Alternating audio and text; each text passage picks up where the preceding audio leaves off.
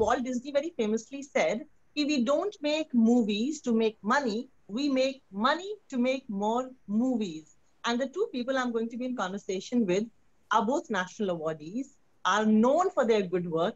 और इस फिल्म में तो भाई साहब इन्होंने कमाल कर दिया है.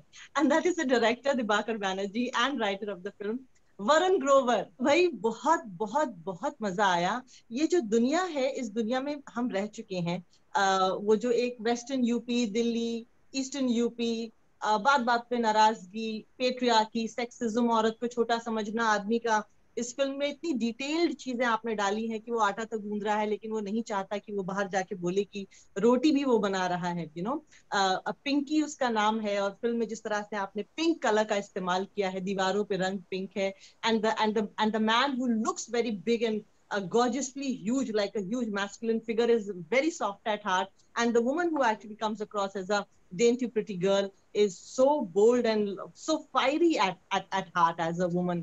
ये बताइए आप दोनों की ये जो कहानी है, इसका जो जरासिम है, ये कहाँ से आया? Is it an original story या फिर ये कहीं से इंस्पायर्ड है? Where did this story come from?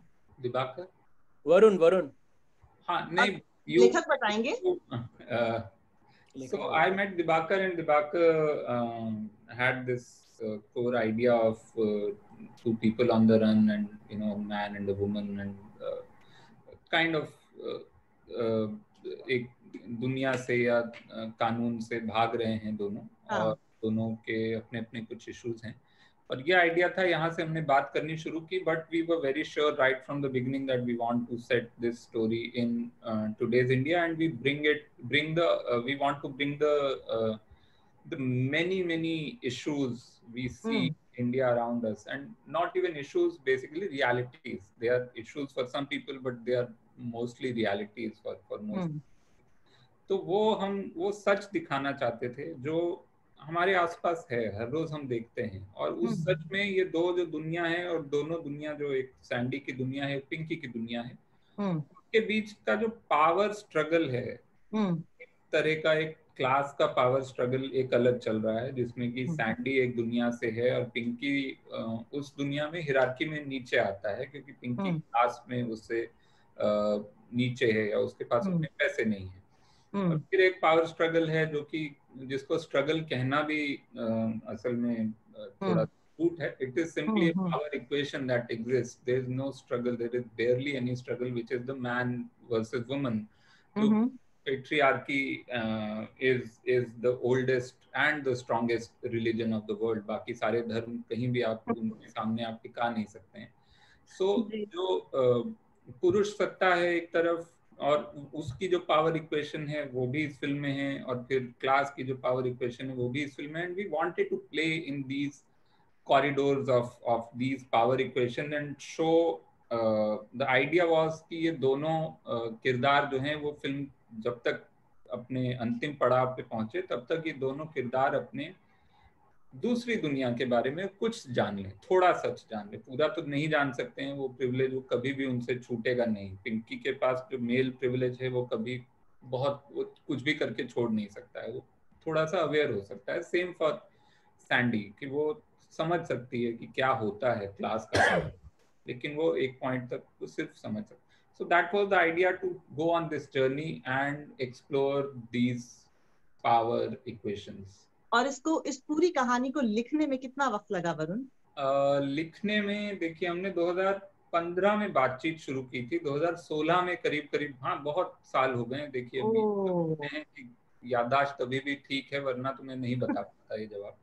लेकिन 2015 में हमने बातचीत शुरू की थी, 16 में हमने लिखना शुरू किया था. 2017 के करीब शुरुआत तक, जनवरी फरवरी तक शायद हमारे पास वो ड्राफ्ट था, which was the pitching draft, जो कि एक्टर्स को और प्रोडक्शन के लिए तैयार हुआ. तो रफली आप कह लें कि 1-1.5 साल, जो कि हर फिल्म में लगता है. आप रिसर्च भी करते हैं, आप डिस्कशन भी करते हैं, फिर आप कई सारे ड्राफ्ट लिखते हैं, और तो 1-1.5 साल लगा होगा लिखने में. लेकिन हाँ, यहाँ तक आने में, जहाँ पे इस फिल्म के बारे में सवाल पूछे जाएं, उसमें 6 साल लगे हैं. क्या बात है. Okay. Dibakar, Frank Capra said there are no rules in filmmaking. There are only sins, and the biggest sin in filmmaking is dullness. You started your career in 2006. बहुत closely आपकी films follow कर रही हूँ मैं, देख रही हूँ, समझ रही हूँ. घोसला का घोसला, ओए लकी लकी ओए, लव सेक्स और धोखा, so many of them, Shanghai. आपकी films glossy नहीं होती हैं. Please watch this movie for the technical aspects of it and also for what you will gain from the movie. It is such an intricately written and such intricately directed film. Dibakar, I'm so impressed by the movie that I just want to tell the director, you did a great job and this movie should be watched by everybody who likes good cinema. Thank you so much. Just a reminder that a film looks intricate because of, let's say, intricacies of writing, cinematography, production design, and costume and other such things, which sort of kind of integrates it. So when you say that, and truly without sort of wanting to pose or anything like that, I think that that should be the ultimate reward to a team that makes a film, because all of these things perhaps add to that feeling that you're saying, intricacy. It's kind of well knit. Nothing stood out. Everything was one thing only. So something like that is a credit to very sort of, selfless cinematography, production design, and other such aspects of filmmaking. Actually, Divakar, आपकी film में संदीप और पिंकी फरार, now you're a very, you have a lot of foresight. In Love, Sex और धोखा had released, and it was shot entirely on phone. It was it is still one of the biggest, critically acclaimed pieces, sharp film, बहुत समझदारी और बहुत बड़ी बात उसमें कह दी गई थी. And then of course you've done a slew of so many intelligent films. इस film में भी the technique, I found the technique to be so nice. Divakar, we are watching a lot of content, Indian content these days. Your cinematography, the way you, Anil Mehta is a cinematographer, right? Again, a very, very famous, acclaimed cinematographer. The way you show Nepal is like a character in the film. The dance that you show of Nepal, the music, the santoor that you have used. In a thriller film, you have used santoor as the background. Even in the beginning, जहाँ पे सारे वो shoot out के scenes हैं और इस तरह के scenes हैं. Do you think it's an unconventional way of storytelling that you adopt? It's very different. Your edits, your pattern of saying a story is always very, very different. Where does that come from? Which school of thought do you follow? What kind of movies do you watch to be able to have that kind of a technique towards your filmmaking? See, I mean, I guess you're talking about the music. So the kind of cinema that I follow, there should not be any music in the film at all. So I have hugely sort of, loved films that don't have music, but many great films, truly great films in the world have music. Yes. So why? How? So you have to figure that out, which means that you use music only when you have to add to whatever effect truly the visual is approached. Right. जो visual में आप नहीं कर सकते जी, वो अगर आप music में कर लें तो that's good. All good film makers try this sort of kind of, मैं फॉर्मूला ही बोलूंगा कि म्यूजिक को जितना पकड़ के इस्तेमाल करें, क्योंकि विजुअल की पावर को आप अगर पूरी फिल्म में वॉल टू वॉल म्यूजिक करके दबा देंगे तो फिर विजुअल की अपनी पावर चली जाएगी. तो फिर विजुअल्स के अपने पावर होने चाहिए, तभी सिनेमा जाना चाहेंगे, whatever. So music should be controlled, contained. So that's what I think. And when it comes to a scene, it should do something that the visuals couldn't do, which means probably more often than not go opposite to the immediate effect of the visual. So the visual is kind of looking gritty or urban or something like that, maybe something that is completely from another universe, gives the visual a meaning which you want to give through. In this case, the last moments of these kids. क्योंकि ये वो तीन लड़के हैं beginning में जहां से वो संतूर चालू होता है. अगर वो नहीं होते तो स्टोरी नहीं होती. अगर वो नहीं होते तो संदीप और पिंकी को वहां पे एनकाउंटर हो जाता और मेरे को स्टोरी नहीं मिलती और मेरे को स्टोरी नहीं मिलती और वरुण को समझ में नहीं आता कि हम किस बारे में फिल्म बना रहे हैं. बिल्कुल कुछ नहीं होता. तो वो उनको श्रद्धांजलि टाइप का ये सीन था, बट उसमें because the music was opposite तो थोड़ा सा मजा आ गया. And then we continued that feel. And I have only used music जहां पे मेरे को लग रहा है कि यार यहाँ पे म्यूजिक नहीं यूज करेंगे तो फिर टाइम ज्यादा जाएगा, खा जाएगा. तो वो सारे मोमेंट्स हैं जहाँ पे आप छुपाते हैं या जोड़ते हैं या सीते हैं या बुनते हैं. तो it's basically that, and it's nothing more abstruse than that. Yeah, because so I was watching this web series called Peaky Blinders, one of the best web series made, and the music, similar treatment. Shot चल रहा है revolution का, scene चल रहा है revolution का, music है romantic slow, but that cathartic music. You go to Kill Bill, you have My Baby Shut Me, very very feminine and very soft. So I see that parallel in your filmmaking. It was there in Titli Detective.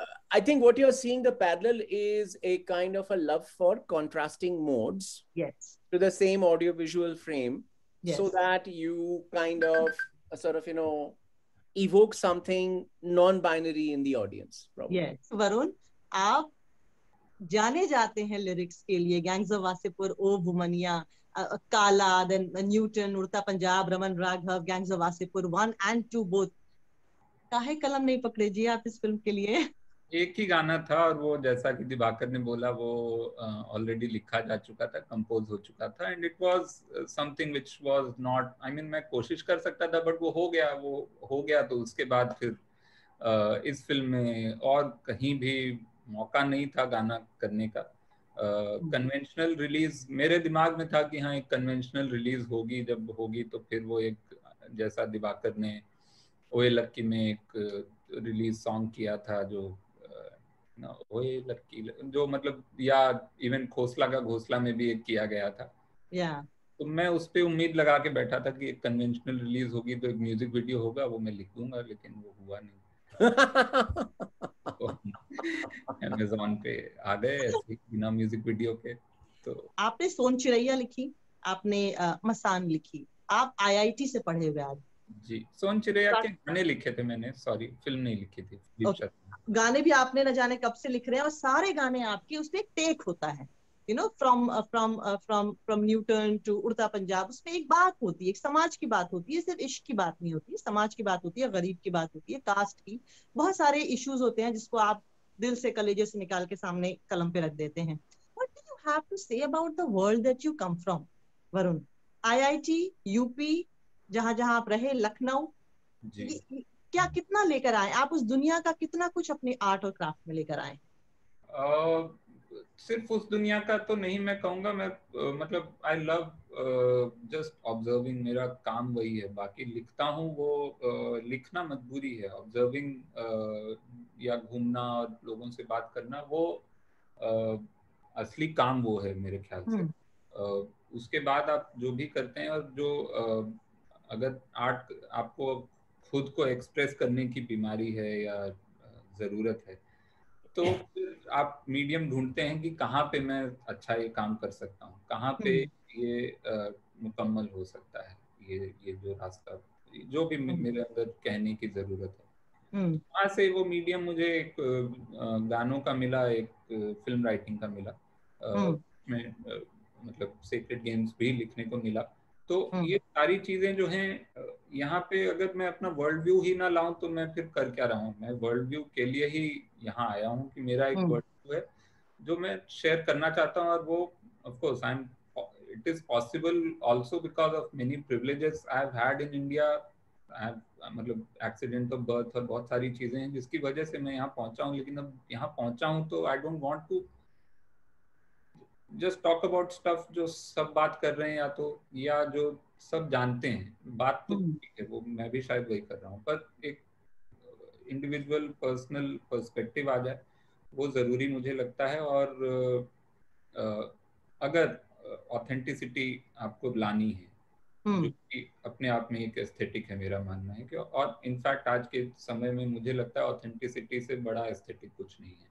सही बात, बिल्कुल. तो अगर आपको authenticity लानी है तो आपको वो चीजें सामने लानी पड़ेंगी. वो हर कहानी में आएंगी, वो भले ही वो कहानी मसान हो जो कि एक इमोशनल ड्रामा है, या वो संदीप और पिंकी फरार हो जो कि एक चेज फिल्म है, एक थ्रिलर है. लेकिन अगर आपको ये फिल्में सच लगें दर्शकों को, उसके लिए आपको अपने आसपास जो दिख रहा है, वो अंकल जैसे किरदार हम सबके घरों में हैं, हम सब बिल्कुल हैं, हम सब वो हैं किसी ना किसी दर्जे, किसी ना किसी लेवल पर हम वो हैं, या हमारे परिवार वाले वो हैं, और हम वो हो जाएं इस साल में, क्या पता. लेकिन वो सारा सच सामने लाएंगे तभी मुझे ऐसा लगता है कि उस आर्ट की कोई वैल्यू है, क्योंकि बाकी सब चीजें देखिए टेक्नोलॉजी पुरानी हो जाएगी। टेक्नोलॉजी आज हम 1950-60 की फिल्में बहुत कम हैं जो हम देख पाते हैं। 50-60 नहीं, 1990 की फिल्में आप देखें जो उस समय ग्रेट फिल्में मानी गई थी हॉलीवुड की, जो कि Hollywood is like at the top of technology, and you look at films from the 90s और look at films from even early 2000 from Hollywood, you feel कि ये क्या अजीब सा, मतलब technology wise, and film is technology but film is also the narrative. तो कम से कम एक चीज हो जो हमेशा रहे, टेक्नोलॉजी तो पुरानी हो जाएगी लेकिन कुछ चीजें हैं जो सच हमेशा रहेगा। वो आज का सच है इसलिए रहेगा, अगर आज का भी नहीं हो तो वो कभी का भी नहीं है। सही बात है। एक व्यू है कि अगर डायरेक्टर अच्छा मिल जाए तो वो किसी भी एक्टर से एक्टिंग करवा सकता है। एक व्यू ये भी है कि actors are born, they are not made, and some actors themselves say no, actors can be trained, actors can be made even if though they are not born actors. What do you do with your actors? How much time do you spend? How much brainstorming do you do? What is your relationship with an actor that you're going to work on in your project? See, my relationship with the actor depends on the actor. Just as the actor's relationship with me will be slightly different from his relationship with any other director, because I'm a different person in that. So I think here we are talking about how we are our individual selves. So right now, my individual self is, and I think during the making of Sandeep Pinky Farrar in 2017, my individual self was preferring to be direct and candid and to the core of what I wanted to talk, of what I was thinking about. So I sort of, that's the relationship that I have with Arjun on the work. And he laughs about it because he joked about it that, after the shoot, I don't think I'll get even one call from you. And then he says that apparently I said, yeah, you're right. Why should I call you? Film is over and all that. But anyway, so on that particular thing of Pinky and all, I mean, we just sort of went to the core and said, कि देखो ये चीजें हैं, इनको करनी पड़ेंगी तब जाके एक reality का एक समा बनेगा. ये चीजें नहीं कर सकते क्योंकि हम इंसान हैं, अपनी एक बायोलॉजी है, टाइम है, ये है, वो है, इसको ऐसे सर्कमवेंट करना पड़ेगा. तो हमने पैंतरे कसे. And then on many things, we just workshop like hell and practice like hell.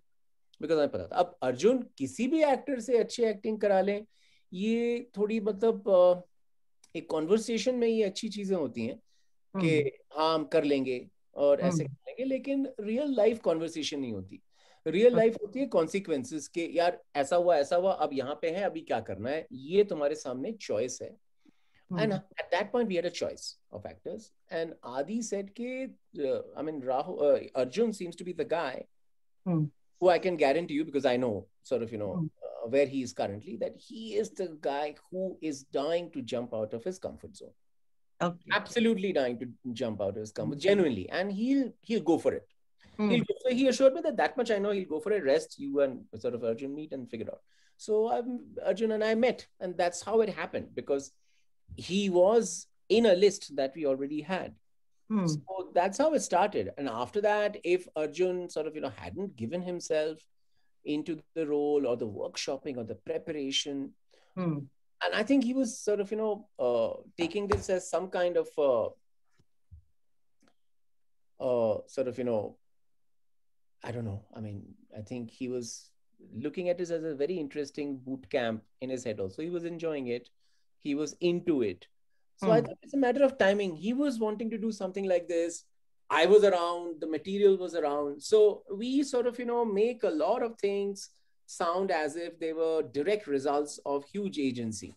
They are to some extent, but to some extent they are as random and as everyday as today's, it's like that. I mean, we didn't know that the film would have, COVID first release, COVID second release, and then it'll be essentially an OTT release for any number of people to see. We didn't know many things then that we know now. So those things were done with our knowledge of that times. So ज़्यादा agency नहीं देखनी चाहिए उसमें. Right. But it's amazing how you've been working on this project for so long, and that detailing shows. Diwakar और वरुण, आप दोनों से एक सवाल पूछना चाहती थी कि हम लोग एक philosophy है, उसका नाम नहीं याद आ रहा मुझे. Every 7 years the universe changes and we as souls change. हम जो बात 7 साल पहले कर रहे थे वो हम 7 साल बाद नहीं करते हैं. Now you are over 50, Varun is just over 40. You there, there is no generation gap here, but there is a considerable age gap. The gap of intelligence, just the gap of exposure to the world. Just see how digital revolution happened, and our 15-year-olds are acting like our 15-year-olds are as wise as we were at 25. You know, that's the power of shifting timelines.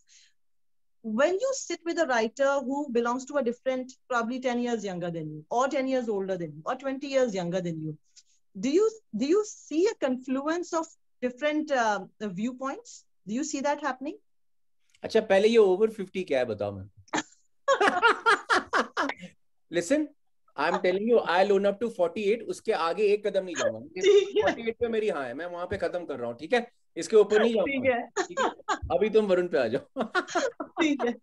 वैसे I apologize. I take back my sentence. नहीं, मैं कह रहा हूँ कि मैं हूँ, मतलब मैं हूँ over 50, लेकिन मैं कह रहा हूँ मैं 48 हूँ. ये मेरी स्टेटेड पोजीशन है, ये मेरा आंतरिक विश्वास है. अब यही रहेगा. मेरी बिलीफ कहती है, मेरे अंदर का मतलब एक बिलीफ कहता है, और आप विज्ञान से उस बिलीफ को झुटला नहीं सकते. मैं 48 साल का हूँ. ठीक है, आपकी जन्मपत्री जला देंगे हम, कहीं छुपा देंगे. आज से आप 48 के हैं. ठीक है, ये मेरा विश्वास कहता है, ये मेरा विश्वास, ये मेरा विश्वास ये कहता है. ठीक है. So now you tell me, when you work with people who either come from different cultures or different age brackets, is the script richer or you find it a little, थोड़ा टाइम लगता है मुद्दे पर पहुंचने में? No, let's finish. अलग तरीके से सोच रहा है. Now let's finish Varun's 40-year-old answer. Varun, how old are you? I'm 41 now, and I don't know. मतलब ये generally किसी भी तरह का आप वो एज गैप ले लें, because age gap is also, as you said, it is a gap in exposure to the world or exposure to a different kind of world. ठीक है, पिछले 40 साल ठीक है मैंने और दिवाकर ने साथ में देखे, लेकिन उसके पहले के 10 साल या 7 साल जितने भी होंगे वो मैंने नहीं देखे हैं. तो वो ठीक है, शुरू के 7 साल शायद दिवाकर को भी नहीं याद होंगे, लेकिन 82 I was born in 80, so वो जो 80 का दशक है वो मुझे ज़्यादा नहीं याद है. 90 का दशक मेरे लिए याद है. So जो 12 से 18 साल, साइकोलॉजी भी यही कहती है कि 12 से 18 साल की जो आपकी उम्र है उसमें आपके बहुत सारे इम्प्रेशंस बन जाते हैं दुनिया के लिए. तो वो उम्र आपने किस शहर में बिताई है, वो उम्र में आपके किस तरह के एक्सपीरियंसेस हुए हैं, कितनी चीज़ें आपने हारी हैं, कितनी जीती हैं, कितने है ना, बहुत सारे जो फैक्टर्स हैं. So वो हर इंसान के अलग होते हैं. तो मैं ये age is one thing, age से बस ये वाला एक फैक्टर आ जाता है कि आपने 12 से 18 कौन से दशक में बिताए हैं हिंदुस्तान के. उसके अलावा but again coming from a different culture, so Diwakar Delhi में रहे हैं, बंगाली हैं, दिल्ली में रहे हैं. मैं पंजाबी हूँ, मैं लखनऊ में रहा हूँ, मैं देहरादून में रहा हूँ, बनारस में रहा हूँ. तो बहुत सारे अलग अलग लाइफ एक्सपीरियंस होते हैं. फिर उसके बाद extended family, like circle of friends, circle of how you come into certain awareness, how many blind spots you have. सबका बहुत सारा बहुत ही अलग है. तो वो सारी चीजें मिलके ultimately it is always going to be either a clash or an enriching experience when two people come together to write something, and it's not one or other, it is always both. So clash भी है और फिर वो कुछ कहीं पे कुछ चीजें हैं जो सिमिलर भी हैं, कोई वर्ल्ड व्यू सिमिलर है, कुछ चीजें अलग हैं. तो हमेशा ही वो मजेदार एक्सपीरियंस होता है. But at the same time every writer believes कि मैं अकेले लिखूंगा तो शायद ज्यादा मजा आएगा. And it is always I don't know कि वो कौन सी चीज बेहतर होती. मैंने अकेले भी लिखा है, मैंने साथ में भी लिखा. मैंने सीक्रेट गेम्स के राइटर्स रूम में और 3 राइटर्स के साथ भी, बल्कि 2 राइटर फर्स्ट सीजन में थे, 3 राइटर सेकंड सीजन में थे, तो 5 राइटर्स के साथ भी लिखा है. तो हर बार कुछ ना कुछ नया ही होता है. And ultimately you don't regret anything. in that moment you may be regretting कि काश मैं ये अकेले लिख रहा होता या काश मैं ये किसी के साथ लिख रहा होता. But after the experience is done, you are always richer for the experience. So that is what I take from it. So मैं ये मान के चल रही हूँ, आप ये कह रहे हैं कि ज्यादा फर्क नहीं पड़ता है. हाँ, उस समय पड़ता है और शायद वो बताना मुश्किल है. There is no, I mean, we can't see the other reality, the parallel universe जहाँ पे ये है ना, मैंने Sacred Games अकेले लिखा होता या मसान किसी और राइटर के साथ लिखी होती, तो वो तो मुझे नहीं पता उस यूनिवर्स में उसके साथ क्या हुआ होता. वो जो आपने लिखा था तो किसी, हालांकि दुष्यंत कुमार का है लेकिन जो अडेप्ट किया था, तो किसी रेल सी गुजरती है मैं, किसी पुल सा थरथराता हूँ, एक जंगल है तेरी आंखों में मैं जिसमें राह भूल जाता हूँ. क्या खूबसूरत गीत है. और आप जो लिखते हैं वो हर उम्र का इंसान गुनगुनाता है. वो हमारे पेरेंट्स भी गुनगुनाते हैं, यंगस्टर्स भी गुनगुनाते हैं. और मेरे ख्याल से यही अच्छी लेखनी की पहचान है कि उसकी अपील जो है वो यूनिवर्सल होनी चाहिए. सो बहुत बहुत शुक्रिया. मुझसे कई फिल्म मेकर्स अक्सर बोलते हैं और अपनी बातों में कहते हैं कि हम पैसे कमाने नहीं आए, हम इतिहास में दर्ज होने आए. हम चाहते हैं कि हमारे जाने के बाद भी हमारा नाम रहे. अगर पैसे ही कमाने होते तो हम बिजनेस करते, पापा की दुकान संभालते, बिजनेस संभालते, हार्वर्ड जाते, एमएनसी ज्वाइन करते. हम फिल्मों में आए हैं बिकॉज हम एक चेंज ला सकें. वो चेंज जो शायद while I was growing up I wanted to see, I want to be the catalyst and I want to be the reason for that change. As Mahatma Gandhi said, very gently you can change the world and one man can make a difference if he wants to. What is the purpose of your art? Is there a purpose to your art? Have you realized why are you into films? फिल्में कुछ नहीं बदल सकती. Political action बदल सकता है, lobbying बदल सकती है, आंदोलन बदल सकता है, लेजिस्लेशन बदल सकता है, बदलना इनके हाथों में. जहाँ पे मतलब एक बहुत बड़ी कौम एक साथ आ जाए किसी एक मुद्दे पे, तो वहां से बदलना चालू होता है. तो फिल्में बदलती नहीं है, लेकिन कुछ हद तक फिल्में और काफी हद तक अल्फाज जो कहानी या गीत या किसी थॉट में लिखे गए हों, ये बदलना है इस एम को बरकरार रखते हैं. क्योंकि बदलने से पहले बदलने की इच्छा की मतलब जरूरत है. अचानक फट से नहीं बदल जाएगा ना. आप बदलना चाहोगे तो बदलने की चाह के लिए क्या बदलना चाहिए, क्या होना चाहिए, क्या करें, व्हाटएवर. और वरुण ने बहुत पहले एक चीज बोला था कि सवाल, अगर हम सवाल नहीं कर रहे हैं तो हमने मानव जीवन क्यों लिया भाई. एक ही चीज तो मानव कर सकता है ना, मतलब एक जानवर के बनस्बत के सवाल पूछे, क्यों भाई, मैं क्यों यहाँ पे जंगल में रहूं, मैं क्यों चढ़ के पेड़ पे चढ़ूं, मैं क्यों सीढ़ियां लगाऊं, व्हाटएवर वी क्वेश्चन. तो क्वेश्चंस के बिना हम आगे कैसे जाएंगे. तो क्वेश्चंस नहीं पूछ सकते तो फिर मुश्किल है. तो I think my core sort of soul currently is about के मेरे को लगता है कि मेरे को सवाल पूछने, मेरे को अच्छा लगता है सवाल पूछना ताकि कुछ हो. बाकी फिल्में कुछ नहीं बदल सकती. और मैं जब आया था, see intentions change because you yourself change. So उस टाइम जब मैंने फिल्में चालू की थी तो मेरे को फिल्म डायरेक्टर बनना था, मेरे को फेमस बनना था. लेकिन फेमस उस तरह से बनना था कि कुछ अपनी करते हुए फेमस बन जाऊं, क्योंकि और कुछ करने के चक्कर में मैं बोर हो जाता था. तो मैं लेजी भी था, तो मेरे को अपनी भी करनी थी और फेमस भी होना था, समथिंग लाइक दैट. वो शुरू के इम्पल्स थे. उसके बाद जब जैसे जैसे जिंदगी बदलती गई और हमारे आसपास का सब कुछ बदलता गया, धीरे धीरे अभी बस एम थोड़े थोड़े सिकुड़ रहे हैं. अभी बस इंटेंशन है जिंदा रहना है और कल उठना है और फिर से फाइट मारनी है और अगली फिल्म खत्म करनी है. इससे ज्यादा एम्बिशियस मेरे ख्याल से और कोई चीज नहीं हो सकती. तो मेरे ख्याल से मैं अभी असली एम्बिशन में मेरा आ चुका हूँ, असली एम्बिशन में आ चुका हूँ. And what is the shortest time you have taken to make a film? 2 साल. I think 2 years is minimum because it takes from release to release 2 years. In fact, because of Titli, we were producing Titli, right? Which went to Cannes. Yeah, absolutely. Kanu Bell's sort of amazing debut film. Yeah. And वो उस film को produce करने के बाद ये अपनी ब्योमकेश बख्शी बनाते बनाते थोड़ा टाइम लग गया. फिर ब्योमकेश बख्शी बनाने के बाद संदीप और पिंकी को निकलते निकलते थोड़ा सा टाइम लग गया.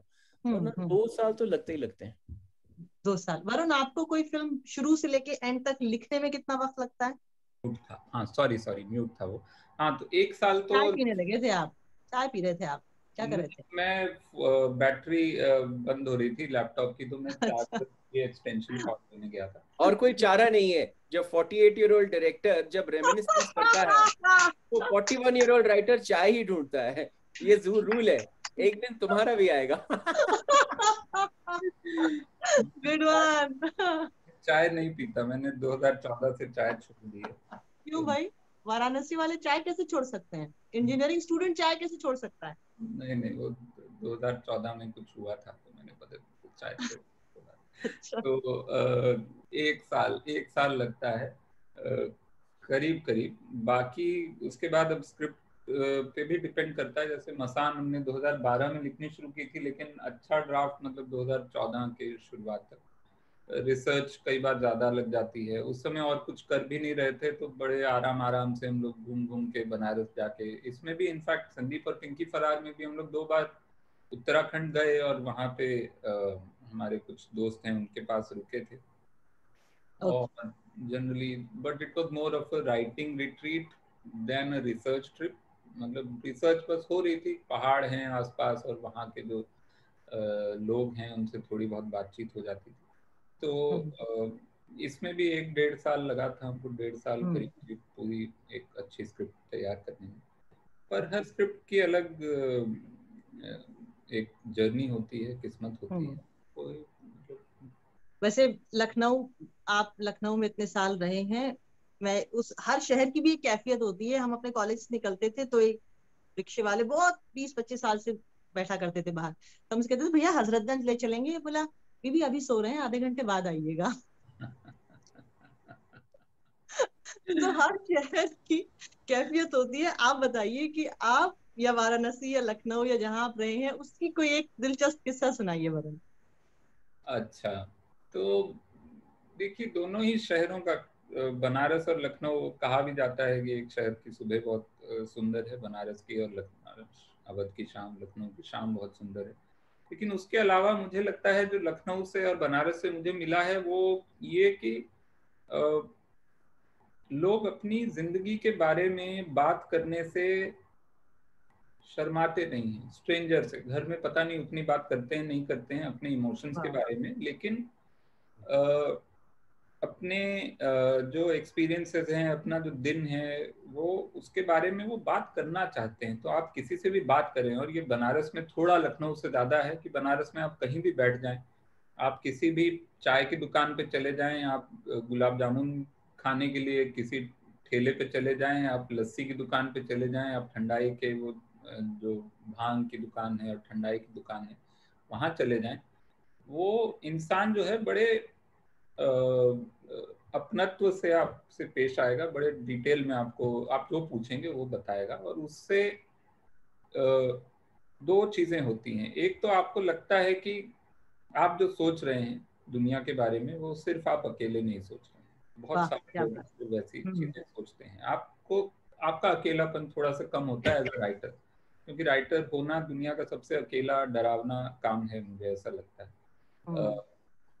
और दूसरा ये है कि आप generally you are discovering life, you are discovering just shades of life, and you're constantly एक रस जो है आपकी जिंदगी में घुलता जाता है। लखनऊ में अलग तरह का है, बनारस में अलग तरह का है, लेकिन इन 2 शहरों में बोलने का बहुत मैं मानता हूँ कि बोलने को बहुत वैल्यू दिया जाता है, बातचीत को बहुत वैल्यू दिया जाता है, जो शायद कलकत्ता में भी एक जिसको अड्डेबाजी बोलते हैं। तो वो डिस्कशन आप कहीं भी चले जाएं और बड़े तमीज से, ऐसा नहीं होगा कि वहां मारपीट हो जाएगी। आप जाएंगे, आप बात करेंगे, वहां 4 लोग बैठे हैं जो कि एक मान लीजिए एक भाजपा का समर्थक है, एक कांग्रेस का समर्थक है, एक समाजवादी पार्टी का है, एक बसपा का है, वो चारों बात कर रहे हैं वहां पे और चारों दोस्त हैं वो। सभ्यता से। हाँ, कई दशकों से दोस्त हैं और वो बैठे हुए हैं और वो शाम को एक दूसरे के नेताओं को गाली भी दे रहे हैं, एक दूसरे को गाली भी दे रहे हैं, लेकिन उसके बाद फिर कोई एक है जो कि इमरती खरीद के खिला रहा है और बातचीत। तो वो एक जो कल्चर ऑफ, जो मैं कहूँगा सबसे पुरानी भारतीय परंपरा है, जो शास्त्रार्थ जिसको हम बोलते हैं, करेक्ट करेक्ट। तो वो शास्त्रार्थ जो है which is basically just sitting and talking about ideas, and sometimes it is only talking about people, and sometimes it is talking only about trash ideas, and still at some point they come to ideas, and that is something which I've gotten from these cities कि आप बात करें और आप बात करते करते कहीं पहुंच जाएंगे, ये हो सकता है। सही बात है। तो एक बार लखनऊ में एक चोर पकड़ा गया, तो उस पे बहस हुई कि अब इस चोर का क्या किया जाए। तो एक ने बोला इसको थाने छोड़ते हैं, दूसरे ने बोला अगर थाने छोड़ेंगे तो ये पिटेगा तो ये और खूंखार हो जाएगा, तीसरे ने बोला इसके भाई बहनों को बुला के उसके सामने इसको बेइज्जत करते हैं ताकि इसको होश उड़ जाए, दोबारा ये ना करें। चौथे ने कुछ और कहा, पांचवे ने कुछ और कहा। इस चक्कर में सुबह के 5 बज गए। तो वो चोर बोला भैया मुझे थाने छोड़ दो।